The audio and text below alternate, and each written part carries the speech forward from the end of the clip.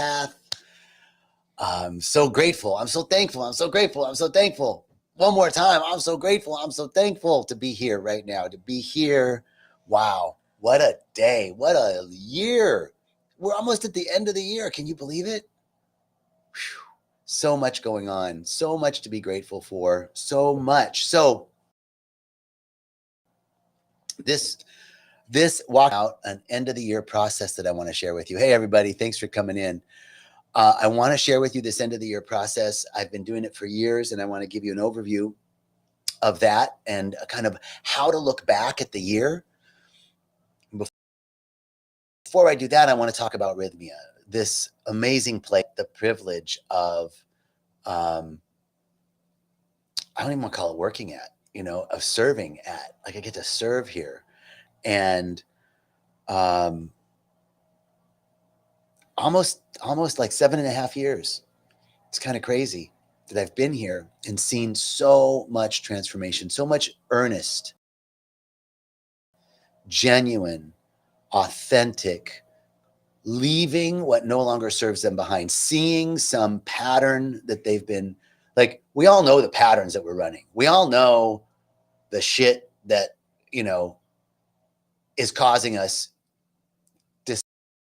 discomfort or to be out of sync, out of flow with the rhythm of life.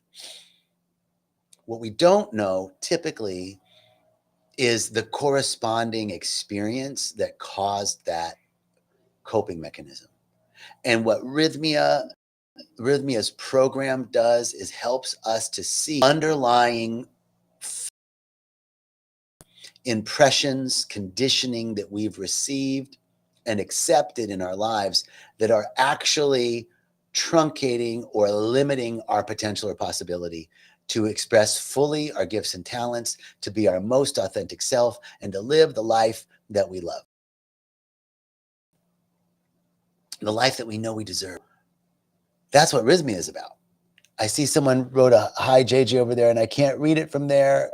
Oh, you're coming back for your third time in January. Yay, I'll be there. Woohoo. So if you're interested, if there's something that calls to you and anything that I said, check Rythmia out, rythmia.com, Rythmia Life Advancement Center. Just check it out. And I hope to see you here. It's transformational. Okay, end of the year process. Here's what I want to talk to you about for the end of the year. Like, why reflect at the end of the year? Well, it's kind of a good thing to do. It's sort of a natural pause, right? Like, we're coming up in a few days to the solstice, and the solstice is the shortest day, longest night of the year. And the next day, the days start getting longer and the nights start getting shorter. The very next day, it's like this moment, and then starts to change. So it's this pivotal time. You could imagine in ancient times watching the rhythms of the sun and the actually impacted our daily lives, like our planting cycles and agriculture and all of this stuff, herd migrations, etc. When we were so connected as people to the rhythms of life that there might have been some fear. Imagine thousands and thousands of years ago, thousands and thousands and thousands and thousands of years ago, millennia ago, there might have been some fear that the sun wasn't going to come back. It's getting more and more dark, more and more dark, more and more dark.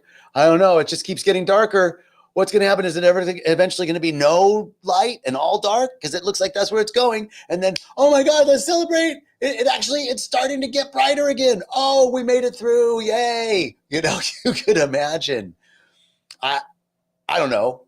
It's kind of what I'm thinking about. Can you imagine the celebration that the sun's coming back? It almost looked like it was going to die. We thought the sun was going to die. And now it's coming back to life. We gave it some CPR, mouth to mouth, and it came back to life. So it's this natural pause. It's a natural time that we pause. And it's a great time to take stock, right? It's like there's this arbitrary, I mean, maybe not so arbitrary from what I just talked about, right? Like there's some actual celestial things that are going on that impact our lives. But there's also just like, this is a calendar year, right? And we arbitrarily say that on the 31st of December is the end of this year. And the next day, it's a new year, right? That's our Gregorian calendar as opposed to the Julian calendar, you know? So there's some arbitrary nature to it.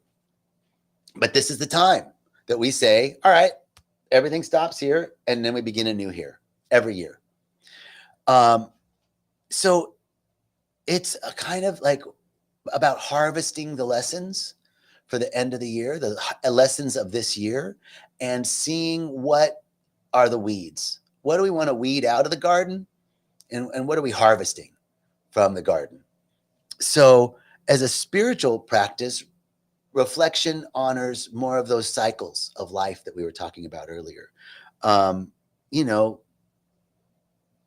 this time is a time when everything's closing in, gathering itself up, and this is the time of renewal, because spring starts now.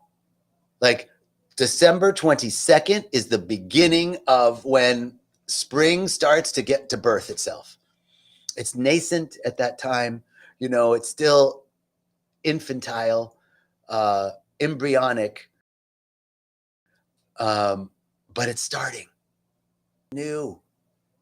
So I could just wax on about that for a long time. But reviewing the year, you know, reviewing and getting ready for this new birth, it's really a great time of year to do that. I want to encourage you to do that. And one of the things I've been doing every year, and I have this wonderful group called the Spiritual Recalibration Circle, and we're doing that. They're doing this process this month in the circle to review the year. So I'm kind of sharing some inside info with you. We're reviewing the year. And I love mind mapping. If you're not familiar with mind mapping, it's a really cool process of being able to get thoughts down in a quick manner in a non-linear fashion. So it helps me a lot with creating projects, creating, writing, because I can get my thoughts down instead of like major point, sub point, you know, etc. So mind map the year month by month. Just write down a few key things from each month that you noticed, right? Things that happened, just kind of a what happened this year. Big events. I did this. I stopped doing that. I began doing this. I started this job. I sold the house. I, you know, started this project. So and so was born. Whatever the big moments are, just each month go through and then look at the year, right? Review the year. What went well this year? What's popping, you know? Where do I feel most aligned in my life? Maybe look at the challenges of the year. What were the challenges that I had this year? Where was my growing edge? Where was I really being pushed to grow? Where did I push through? Where did I not? You know, what emotions surface around that? It's really good to review where you are emotionally, and how you navigated those emotions. So just kind of review the year. So I want to encourage you to take a moment and review your year. Some of the, just month by month, what happened.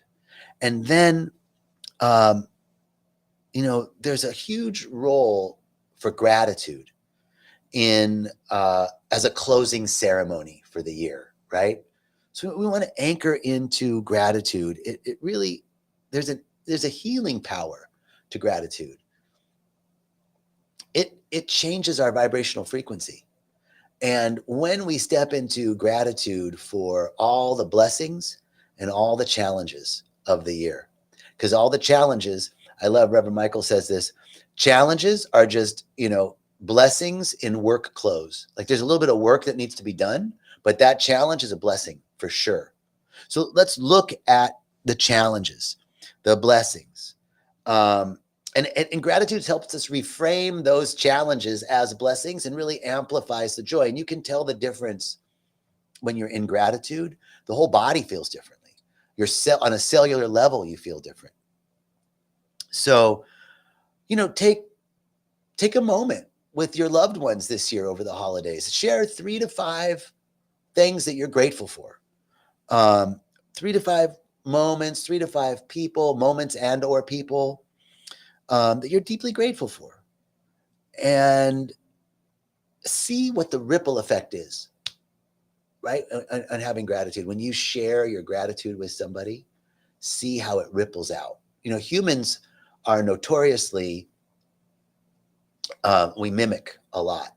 And there's studies that show that if people observe people being kind to other people, if I'm observing someone being kind, I'm like 10 or 15 times more likely.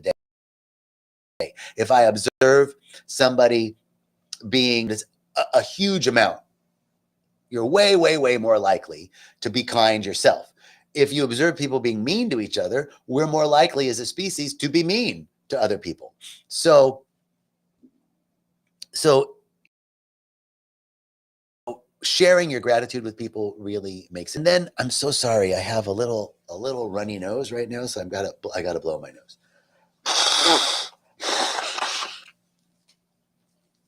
Thank you. That was really, really pleasant for me to do, but I couldn't help it. So, now, what do we want to let go of? So you've kind of looked at the year, you've expressed some gratitude. What do you want to let go of? What no longer serves you? What in your spiritual body is ready to let something go, to unburden yourself? It makes a huge difference when you unburden yourself. So unburden yourself of the things you want in 2024. There's a few things that I'm leaving in 2024. What is it? Fear, limiting beliefs, lack of self-confidence, lack of self-love. I'm leaving all that shit behind. Not knowing my worth, I'm leaving that behind. And all the opposites, self-confidence, self-love, self-worth, self-value, not in an egoic way, but in a way that knows that I am incomparable. I'm precious and incomparable, and so are you. I'm incomparable and you're incomparable. I'm precious and you're precious. We're cherished by the loving wholeness, oneness consciousness. We're cherished by it. And we are it. So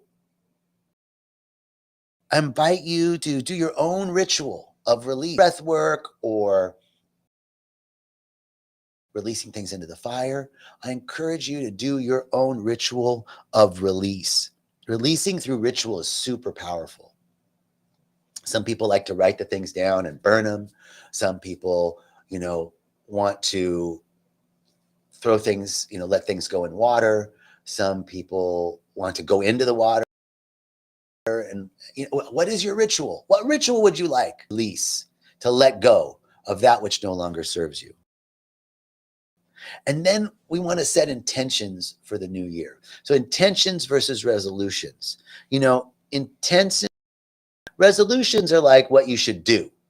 Intention. So there's a being versus doing. Intentions are kind of quality based, they're affirmative, they're present tense, and they're resonant with you. So and I like to use the overlay of Reverend Michael's 8 life structures: spirituality, ego, beliefs, body, temple, finance, livelihood, community, and relationship.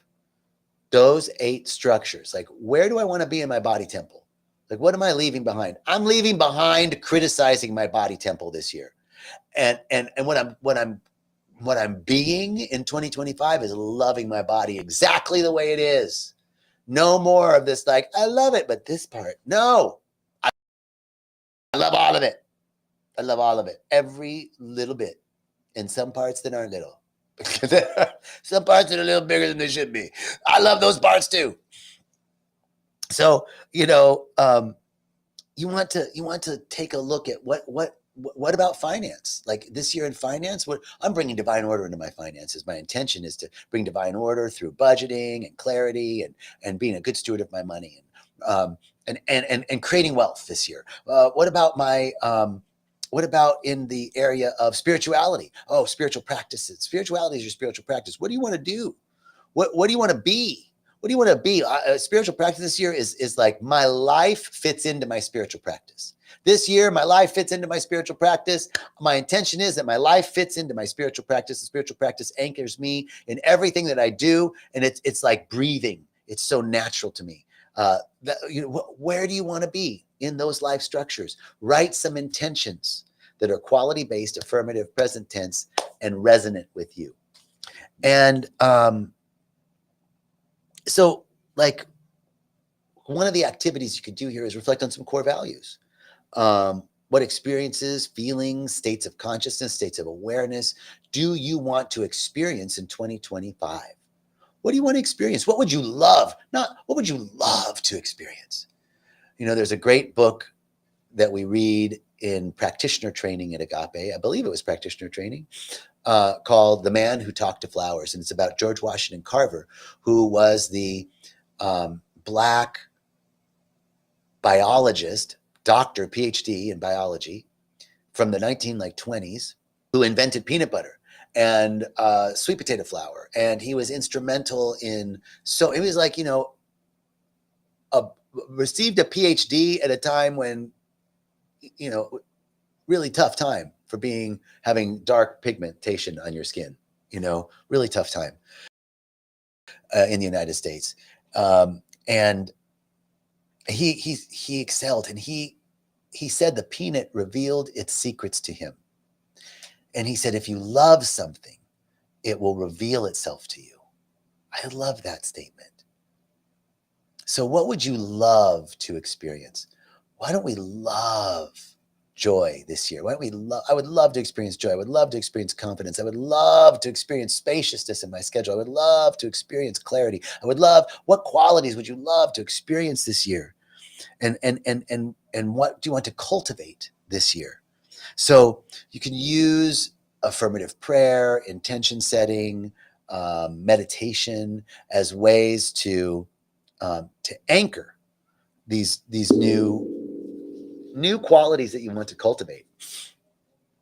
So as we close the year, it's a call to service, a call to act in gratitude as service. One of the greatest things that we can do, and I really need to take this on in a different way. Like, I'm of service in a lot of ways in my life. And there's more ways I can be of service. Like right now next door, so cool. A bunch of rythmia employees are making baskets for the local community. You know, so Jerry and Rythmia is supporting the local community by creating baskets of food to go to the homes in this area that are around Rythmia. And we did Rythmia did a gift giving to the school. And then one of our lead managers, Ariana, who's been here for years, every year she does a Proyecto Navidad, and we pick kids, right? We get a list. She gives everybody a spreadsheet. You know, she Google Docs. We go in and they have a list of kids, names, ages, shoe size, clothing size, and what they want, you know? And so I picked a couple kids this year and went shopping, you know? I almost got accused of being a pedophile in the store. I was in the store and I'm looking at these toys and I'm like, these kids are 7 years old. What is a 7-year-old like? And this little kid who looked about 7 comes walking up and he's looking at the toys and they go, oh, hola, ¿cómo estás? ¿Cuántos años tiene? And he's like, Mama! He asked me how old I am. I was like, oh, no. I'm buying gifts for somebody 7. I thought maybe he was about that age. And the mother was like, he likes those things. I was like, okay. It was like, okay, this is a different age. I just asked a kid how old he was and he was like, Mom! I mean, good for him, but it sucks that that's the way things are. So, but I'm seeing all these ways that I can be of service in a different way. Like I'm of service to my clients. I'm of service to the people that come to Rythmia. Service in that way. I'm at Agape. Where can I stretch a little bit more to be of service, to give it to the community, and to actually, you know, it's to actually that old school, like, let me help somebody, let me give somebody a hand up, materially, right now? What do you need? Food? You need clothing? What do you need? Like, how can I be of service in that way? So I invite you to look for ways that you can be of service and show your gratitude for all the blessings that you've received in the past year through service, and know that service is the highest thing that you can do. That will be, bring you closer into alignment with your spiritual values. So anchor the end of the year in. I want to anchor the end of the year, the end of Walking the Path. Actually, I think we have, no. Yes, the next Walking the Path will still be in 2024. So we have one more Walking the Path, but I want to begin anchoring in each of you who tune in. Like, it's so cool that people like every week are tuning in or commenting. I'm really grateful. I'm grateful to get to do this. I'm grateful to get to connect with you. I'm grateful for you.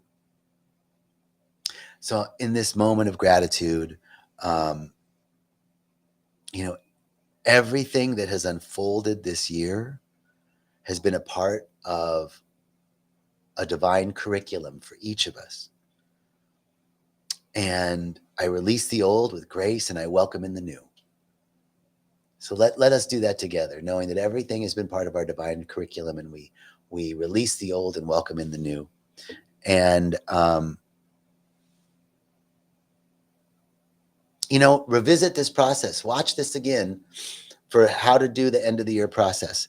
And I'm excited. Maybe you can send me a DM about how it was for you. All right. Sending you much love, peace, choicest blessings, as my mother would say. And I will see this. Okay. Blessings. Thank you.